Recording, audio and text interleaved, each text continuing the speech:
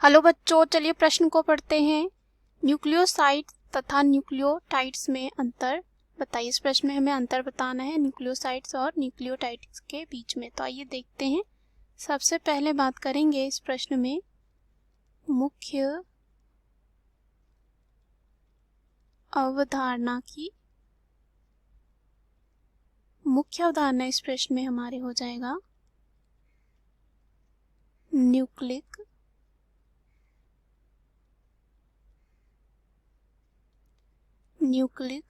अम्ल। न्यूक्लिक अम्ल क्या होता है इसके बारे में देखते हैं। ये जो है एक वृहत अणु होते हैं। क्या होते हैं? वृहत अणु होते हैं जिसका आणविक भार हम कह सकते हैं 800 डाल्टन से ज़्यादा होता है। और वृहत अणु होते हैं जो किसी भी जीव ऊतक में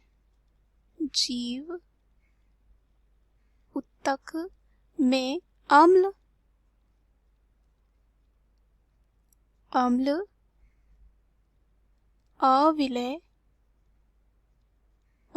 अविलय अंश में मिलता है, उन्हें न्यूक्लिक अम्ल कहते हैं। ये पॉलीन्यूक्लियोटाइड होते हैं और ये पॉलीसैकेराइड व पॉलीपेप्टाइड्स के साथ संविष्टि होकर किसी भी जीव ऊतक या कोशिका का कह सकते हैं वास्तविक बृहत आणविक अंश बनाते हैं। न्यूक्लिक अम्ल न्यूक्लियोटाइड से मिलकर बने हुए होते हैं। किससे मिलकर बने हुए होते हैं?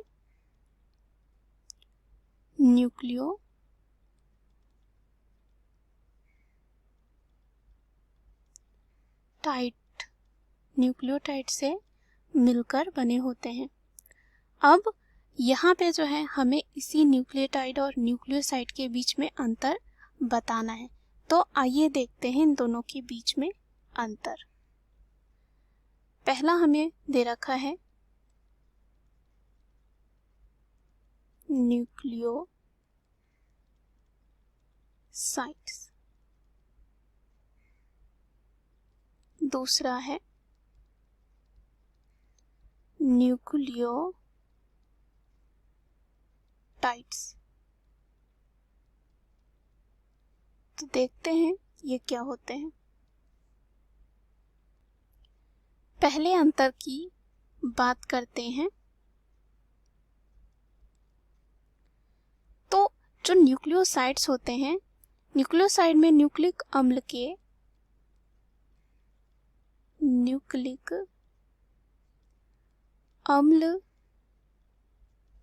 के दो आधारीय घटक होते हैं। आधारीय घटक होते हैं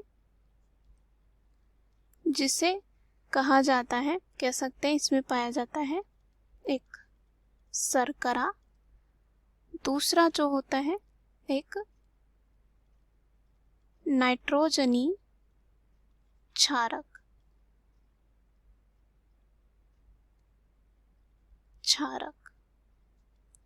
वही अगर हम बात करें न्यूक्लियोटाइड्स की, तो न्यूक्लियोटाइड में न्यूक्लिक अम्लों के 3 घटक,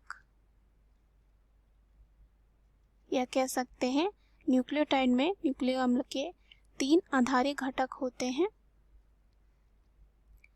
एक होता है फॉस्फेट समूह, दूसरा जो है शर्करा, और तीसरा होता है नाइट्रोजनी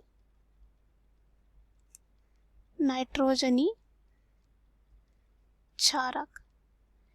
फॉस्फेट समूह जो है हमने देखा न्यूक्लियोसाइड में नहीं होता है। अब हम देखते हैं दूसरे अंतर की बात करते हैं। न्यूक्लियोसाइड जो होते हैं वो न्यूक्लियोटाइड के अग्रदूत होते हैं। वही न्यूक्लियोटाइड की बात करें तो ये डीएनए और आरएनए डीएनए और आरएनए दोनों के अग्रदूत होते हैं। तीसरे अंतर की बात करते हैं तो न्यूक्लियोसाइड में ये होता है कि ये क्षारकीय होते हैं स्वभाव में। उसके बाद यहाँ पे न्यूक्लियोटाइड जो होते हैं वो अम्लीय होते हैं। मुख्य अवधारणा के आधार पर हमने सिद्ध कर लिया है न्यूक्लियोसाइड और न्यूक्लियोटाइड में अंतर क्या है। आशा करती हूँ उत्तर आपको समझ में आया होगा। धन्यवाद।